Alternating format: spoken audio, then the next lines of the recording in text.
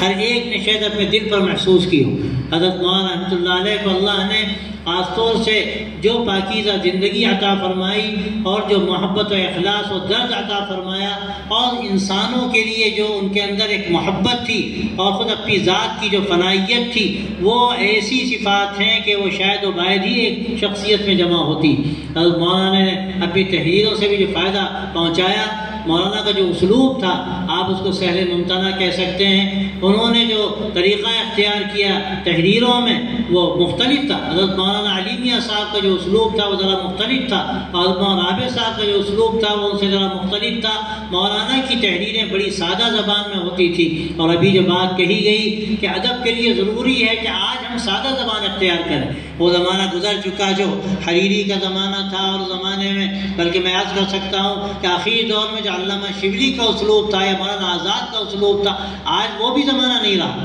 آج بہت سے ہمارے نوجوان کوشش کرتے ہیں کہ ان کی وہ نقل کریں، وہ اسلوب اختیار کریں۔ یقیناً وہ ادب کا اپنے زمانے میں شاہکار، ان کی تحریریں شاہکار رہی ہیں، لیکن آج جو زمانہ ہے واقعہ یہ ہے کہ یہ سہل نگاری کا زمانہ ہے، آسان زبان ہو، جس کا سمجھنا آسان ہو اس کو لوگ قبول کرتے ہیں۔ اور واقعہ یہ ہے کہ ادب کی جو تعریف کی جاتی ہے اس میں ایک طریقہ یہ ہے کہ آپ اپنی بات پیش کر رہے ہیں اور اس کا علم ہو رہا ہے کسی حد تک کسی دوسرے کو، اس کو ادب نہیں کہتے، ہی تو زبان ہے۔ لیکن اگر آپ نے اپنی بات کہی ہے ایسے طریقے پر کہ اس میں اثر انداز ہوئی وہ بات دوسرے پر اور اس نے اس کو قبول کیا، تو یہ آپ کے کہنے کا جو سلیقہ ہے، اسی سلیقے کو ادب کہتے ہیں۔ اس میں بڑا حصہ اندرون کے جذبات کا ہے۔ آدمی جب اندر کے جذبے سے بات کہتا ہے اور دل کی گہرائیوں سے وہ بات زبان سے نکلتی ہے تو اثر انداز ہوتی ہے۔ اب اگر اس میں کسی کو کہنے کا سلیقہ ہے اور اس کو ادب سے واقفیت ہی نہیں بلکہ وہ ادب کی گہرائیوں میں داخل ہوا ہے تو اس کے اندر وہ تاثیر پیدا ہو جاتی ہے، اس کے بیان میں وہ قوت پیدا ہو جاتی ہے جو عام ادبا کی تحریروں میں بھی شاید آپ کو نظر نہ آئے۔ اور یہ ایک تحریر تھی جو حضرت مولانا سید ابو الحسن ندوی رحمۃ اللہ علیہ نے شروع کی۔ سب سے پہلے مولانا نے جو منصورات کا مقدمہ لکھا، یہ بہت قدیم بات ہے، اس مقدمے میں حضرت مولانا نے ادب اسلامی کی اس تحریر کی گویا کہ دعوت پیش کی، اور باقاعدہ پھر بہت بعد میں جو ندوۃ العلماء میں 1981 میں سیمینار ہوا، اس میں ڈاکٹر عبدالرحمن رافت الباشا جیسی شخصیات شریک ہوئیں، اس کے بعد حضرت مولانا نے یہ فکر پیش کی اور سب متفق ہوئے کہ چونکہ سب سے پہلی آواز عالمی سطح پر عرب ہو یا عجمی ہو یا اردو زبان میں یا عربی زبان میں یا انگریزی زبان میں یا دوسری زبانوں میں عالمی سطح پر جو سب سے پہلی آواز لگائی حضرت مولانا علی میاں صاحب رحمۃ اللہ علیہ نے لگائی، تو سب نے اس پر لبیک کہا اور مولانا کو اس کا قافلہ سالار منتخب کیا گیا۔ اور اسی وقت حضرت مولانا رابع حسنی صاحب رحمۃ اللہ علیہ جس میں شریک تھے، ابتدائی نشستوں میں شریک تھے اور مشیر تھے، ان کو جنرل سیکریٹری کی حیثیت سے متعین کیا گیا۔ اور جب حضرت مولانا علی میاں صاحب کی وفات ہوئی جو سب کا اتفاق تھا اس پر، جب وہاں انتخابی اجلاس ہوا کہ مولانا ہی اس کی صدارت قبول کریں، ڈاکٹر عبدالقدوس ابو صالح مصر تھے، لیکن حضرت مولانا راضی نہیں تھے، یہاں تک کہ ان لوگوں نے کہا کہ آپ غور کر لیں اور کل آپ بتائیں۔ حضرت مولانا دوسرے دن تشریف لائے تو اصرار کیا کہ نہیں، اس لیے ڈاکٹر عبدالقدوس ابو صالح زیادہ مناسب ہیں اور میں اصرار کرتا ہوں کہ وہ قبول کریں۔ جب ان کا اصرار ہوا تو ڈاکٹر عبدالقدوس ابو صالح کو صدر منتخب کیا گیا، اور ان کے انتقال کے بعد پھر بغیر کسی اختلاف کے سب نے زبردستی مولانا کو صدر منتخب کیا، اور الحمدللہ یہ سلسلہ جاری رہا۔ تو یہ مولانا کا جو اسلوب ہے یہ ادب اسلامی کہا جائے، بلکہ صرف اگر ہم ادب کہیں تو ادب کے اعتبار سے بھی یہ بہترین اسلوب ہے آج کے دور کے اعتبار سے، اور یہی نتیجہ ہے، اسی کا نتیجہ ہے کہ علماء کی جو کتاب خاص طور سے سیرت پر ہے، رہبر انسانیت کے نام سے، اور اسی طرح جو قرآن مجید کے تعارف پر مولانا کی جو کتاب ہے، یہ دو کتابوں کو بڑی مقبولیت حاصل ہوئی، اور خاص طور سے جو سیرت کی کتاب ہے اس کتاب کو عمومی انداز میں مقبولیت حاصل ہوئی، خواص عوام میں خاص طور سے پڑھا لکھا طبقہ ہے اس نے اس کتاب کا بڑا اثر قبول کیا، اور اس کے مختلف زبانوں میں جو تراجم ہوئے، مولانا نے اس میں جو فکرہ پیش کیا، اور خاص طور سے سیرت کے وہ گوشے کہ جس کی طرف لوگ متوجہ نہیں ہوتے ان کو مولانا نے بیان کیا، اور غزوات کے کی وہ تاریخ مولانا نے لوگوں کے سامنے رکھی، اس کی طرف بعض مرتبہ نگاہیں نہیں جاتی اور غلط فہمیاں پیدا ہوتی ہیں۔ مولانا کی اس کتاب سے نہ جانے کتنوں کی غلط فہمیاں دور ہوئیں اور اللہ نے نہ جانے کتنوں کو صحیح راستہ عطا کیا۔ یہ مولانا کا ایک تو درد دل تھا جو انہوں نے وہاں رکھا اپنی کتاب میں، اور پھر سیرت کی جو دلاویزی ہے وہ اپنی جگہ پر سب سے بڑھ کر، لیکن اس کے ساتھ مولانا نے جو اسلوب اختیار کیا اس میں جو آسان اسلوب، جو دلوں کو چھو لینے والا اسلوب، وہ سب سے بڑھ کر مؤثر ہوا۔ تو میرے بھائیوں، یہ جو ادب اسلامی کی دعوت ہے، یہ واقعہ یہ ہے کہ بڑی اہم دعوت ہے، اور میں کہہ سکتا ہوں حضرت علی میاں رحمۃ اللہ علیہ کے تجدیدی کاموں میں اس کو شمار کیا جا سکتا ہے کہ وہ ہمارے شعراء اور ادبا جن کا کوئی تعلق اسلام سے نہیں تھا، وہ نام کے مسلمان تھے، کتنے اس میں ملحد تھے، اشتراکی تھے، خالص دوسرے مزاج اور خاص دوسرا جو فکر ہے اس فکر کو اڑے ہوئے، اسلام سے ان کا کوئی رابطہ نہیں تھا، لیکن جب سے رابطہ ادب اسلامی کی نشستیں ہوئیں، خاص طور سے عالم عربی میں نہ جانے کتنے شعراء تو کتنے وہ ادبا جو دین سے نامانوس تھے، ان کو اس کا موقع ملا، وہ دین سے مانوس ہوئے، انہوں نے محسوس کیا کہ مولانا نے ادب میں گویا کہ وسعت کی دعوت دی ہے، یہ کوئی معمولی بات نہیں تھی۔ حضرت مولانا نے اگر دیکھا جائے تو صرف یہ نہیں کہ رابطہ ادب اسلامی کی تشکیل کی یا ادب اسلامی کو متعارف کرایا، بلکہ مولانا نے جو ادب کا جو ایک دائرہ تھا، مولانا نے دائرے کو وسیع کیا، گویا کہ ادبیات کے میدان میں اگر دیکھا جائے تو یہ مولانا کی بہت بڑی خدمت ہے۔ مسئلہ صرف ادب اسلامی کا نہیں بلکہ اصل ادب کا ہے کہ ادب کو جس طرح لوگوں نے محدود کر دیا تھا، اور اس کے نتیجے میں جو اندر دل سے نکلی ہوئی آوازیں تھیں اور دل سے نکلی ہوئی بعض ایسی تحریریں اور ایسے نقوش تھے کہ جو حقیقت یہ ہے کہ ادب اسلامی کی شاہکار شمار کیے جا سکتے تھے، لیکن چونکہ وہ علماء کے تھے، مشائخ کے تھے، میں یہاں تک ایک قدم آگے بڑھ کر کہہ سکتا ہوں کہ فقہا کے تھے، فقہا کی بات کتابوں میں ادب کے ایسے نقوش ملتے ہیں کہ حیرت ہوتی ہے کہ ایک فقیہ جو مسائل بیان کر رہا ہے، لیکن اس نے اس کو بیان کرنے کا جو طریقہ اختیار کیا وہ ایسا اثر انگیز تھا کہ وہ دلوں کو چھو لینے والا تھا۔ امام شافعی رحمۃ اللہ علیہ کا اس میں بڑا امتیاز ہے، وہ ایک طرف بڑے فقیہ تھے، لیکن ادبا میں اگر دیکھا جائے تو ان کا بڑا مقام ہے۔ تو یہ حضرت مولانا کی خصوصیت ہے کہ انہوں نے ادب کے دائرے کو وسیع کیا، اور ان حضرات کی تحریروں سے سب سے پہلے انہوں نے ایسے منتخبات تیار کیے جو مختارات کے نام سے شائع ہوئے، اور اس کو بڑی مقبولیت ملی ہے۔ جو بڑے اس وقت کے عرب ادبا ہیں انہوں نے اس کا اعتراف کیا۔ حضرت مولانا رابع صاحب رحمۃ اللہ علیہ نے اسی کو آگے بڑھایا، حضرت مولانا کے حکم پر انہوں نے منصورات لکھی۔ واقعہ یہ ہے کہ وہ مختارات سے پہلے ایک ایسی کاوش ہے کہ جس سے مختارات تک پہنچنا ایک طالب علم کے لیے آسان ہوتا ہے۔ یہ حضرت مولانا رحمۃ اللہ علیہ نے حضرت مولانا رابع صاحب کی جس طرح تربیت کی، واقعہ یہ ہے کہ گویا کہ حضرت مولانا کا ایک مصنف تیار ہوا، اور حضرت مولانا کی وفات کے بعد یہی وجہ ہے کہ لوگوں نے وہ خلا محسوس نہیں کیا جو حضرت مولانا کی وفات کے بعد محسوس ہو رہا تھا، اور خدشہ تھا کہ وہ خلا شاید بہت طویل ہو سکتا ہے اور نہ جانے کوئی ایسی شخصیت نظر آئے یا نظر نہ آئے، لیکن چونکہ حضرت مولانا علی میاں صاحب کی زندگی میں حضرت مولانا رابع صاحب نے ایسا پردہ خفا میں اپنے آپ کو رکھا تھا کہ لوگ نہیں سمجھ سکے، لیکن مولانا کی حضرت مولانا علی میاں کی وفات ہوئی اور حضرت مولانا رابع صاحب رحمۃ اللہ علیہ کی زندگی کا یہ آفتاب چمکا اور اس کی کرنیں پڑی لوگوں پر، تو لوگوں کو احساس ہوا کہ حضرت مولانا کی زندگی کا عکس نظر آتا ہے، اس کا گویا کہ عکس مستنیر ہے، تو ایک روشنی کی شکل میں ہم کو نظر آتا ہے۔ حضرت مولانا رابع صاحب رحمۃ اللہ علیہ کو اللہ نے ایک لمبی عمر دی، ایسی حکمت دی، ایسی قوت و صلابت بھی اس کے ساتھ عطا فرمائی جو بہت کم جمع ہوتی ہے۔ ایک طرف حضرت مولانا کے اندر جو نرمی تھی اور جو مروت تھی، وہ دنیا جانتی ہے کس طرح وہ دوسروں کی تکلیفوں کو محسوس کرتے تھے۔ آخری دور کی بات ہے، میں نے محسوس کیا کہ جب لوگ بیعت ہونے کے لیے آتے تھے، بعض مرتبہ یہاں تک کہتے تھے کہ آپ عہد کیجئے کہ آپ کسی کا دل نہیں توڑیں گے، آپ کسی کا دل نہیں دکھائیں گے۔ یہ مولانا کی زندگی کا وہ باب ہے، ہم سمجھتے ہیں کہ اس میں ان کا کوئی صحیح و شریک نہیں ہے، بلکہ حضرت مولانا علی میاں سے بھی شاید آگے اس میں وہ نظر آتے ہیں، لیکن اس کے ساتھ ساتھ عجیب بات ہے کہ جب انہوں نے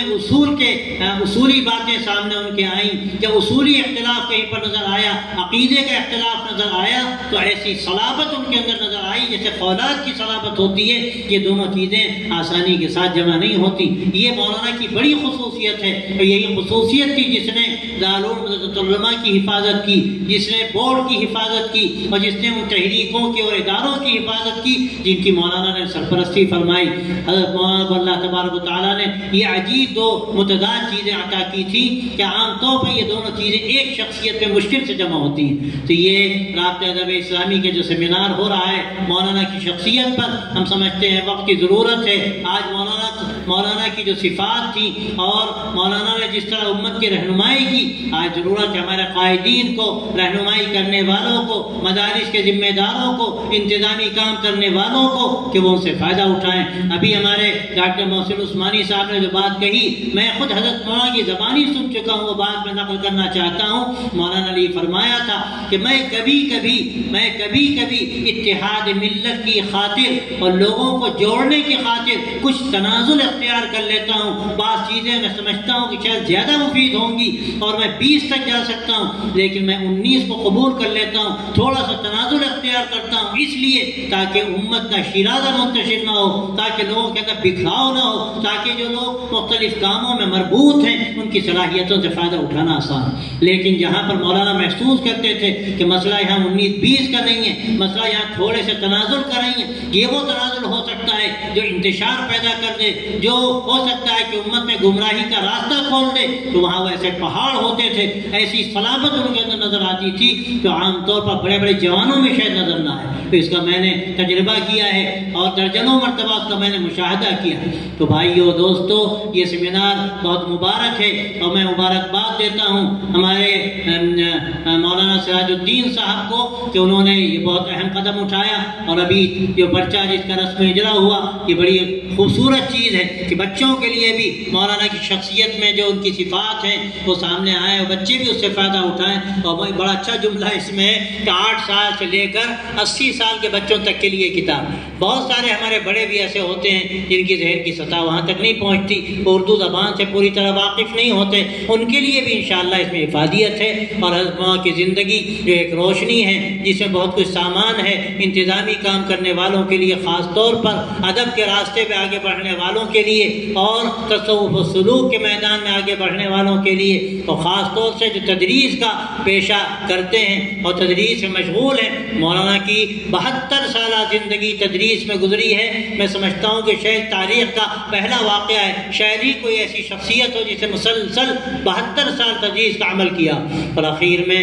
عجیب بات ہے کہ ساری زندگی مولانا نے جو درس دیا وہ ادب کا دیا اور زبان کا دیا اور تاریخ کی کتابوں کو، جغرافیہ کی کتابوں کو پڑھایا، لیکن آخر سالوں میں حضرت مولانا نے بخاری شریف پڑھائی اور حدیث کا درس دیا، اور اللہ نے اس طرح ان کو اس حیثیت سے بھی دیکھیے تو اس نے خاتمہ نصیب کیا۔ تو مولانا شبلی رحمۃ اللہ علیہ نے جو بات کہی تھی کہ عجم کی مدح کی، عباسیوں کی داستان لکھی، مجھے چندے مقیم آستانے غیر ہونا تھا، مگر اب لکھ رہا ہوں سیرت پیغمبر خاتم، خدا کا شکر ہے یوں خاتمہ بالخیر ہونا تھا۔ آخر میں ان کی جو سیرت النبی شاہکار ہے اس کا وہ ذکر ہے۔ میں سمجھتا ہوں کہ درس و تدریس کے میدان میں حضرت مولانا نے رجانے درجنوں نہیں اور اس سے زائد کتابیں پڑھائیں۔ مولانا ریاض الصالحین بھی شروع میں پڑھائی، لیکن آخر چند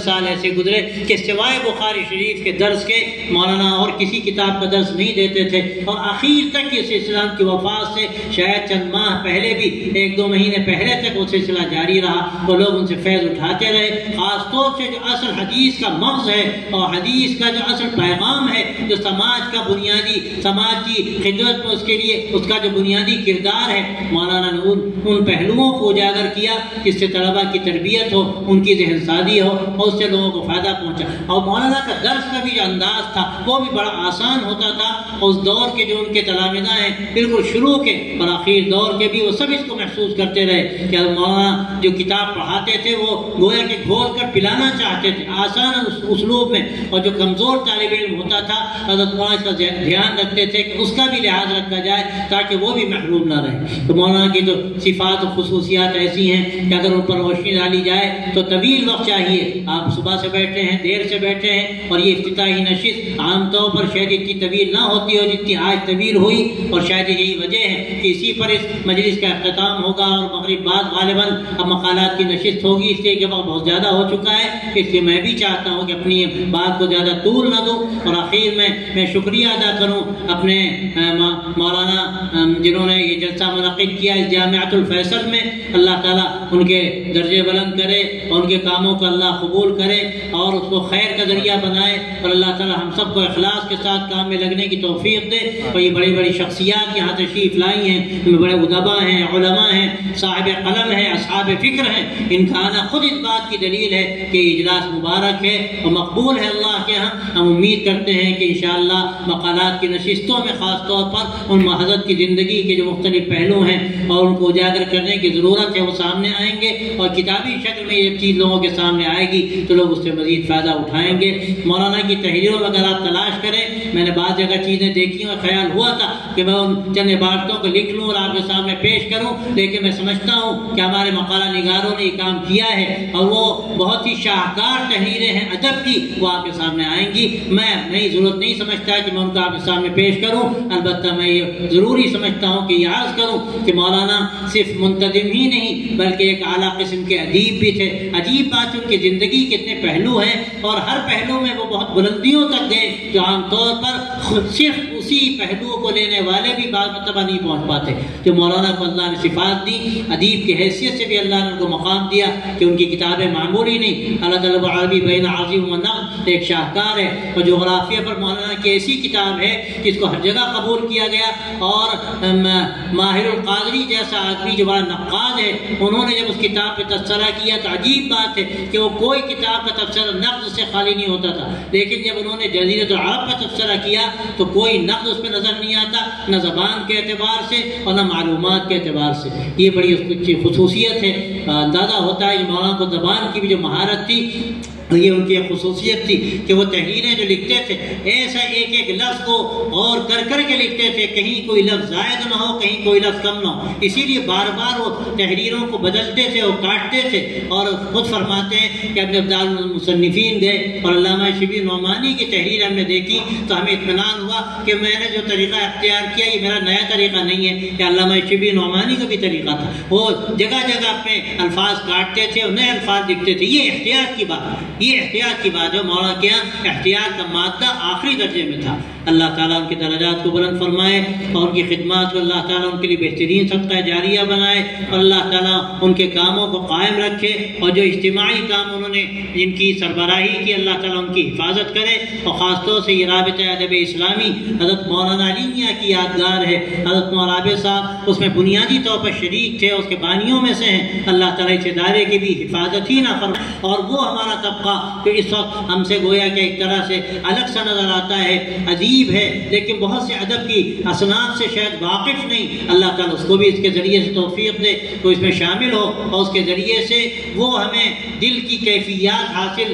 کرنے اور پھر ان کو سمجھنے میں مدد ملے، جو بعض مرتبہ اہل قلوب کی خاصیت ہوتی ہے۔ مولانا واضح صاحب کی کتاب بھی اس پر ادب اہل القلوب بڑی خوبصورت اور بڑی مفید کتاب ہے۔ اللہ تعالیٰ ان سب کے درجے بلند کرے، ان کے کاموں کو قبول کرے، اور یہ اجلاس یہاں منعقد ہو رہا ہے جامعۃ الفیصل میں، اللہ تبارک و تعالیٰ اس کو بھی مفید بنائے۔ لیکن بس ایک نسبت ہے جس کی وجہ سے مجھے یہاں بٹھا دیا گیا، اللہ تعالیٰ اس کی لاج رکھے اور ہمیں معاف کرے کہ میں یہاں بیٹھ گیا، اور وہ تمام حضرات جنہوں نے عزت افزائی کی میں ان کا مشکور ہوں، اور جو باتیں بعض کہی گئیں سچی بات یہ ہے کہ میری انتہائی باعث شرم تھی، میں اس لائق ہرگز نہ تھا۔ اللہ تبارک و تعالیٰ آپ سب کے آنے کو قبول کرے، اس اجلاس کو بابرکت بنائے، مقالات کو اللہ تعالیٰ مفید بنائے اور اس کے ذریعے سے لوگ فائدہ اٹھائیں۔ وآخر دعوانا ان الحمد للہ رب العالمین۔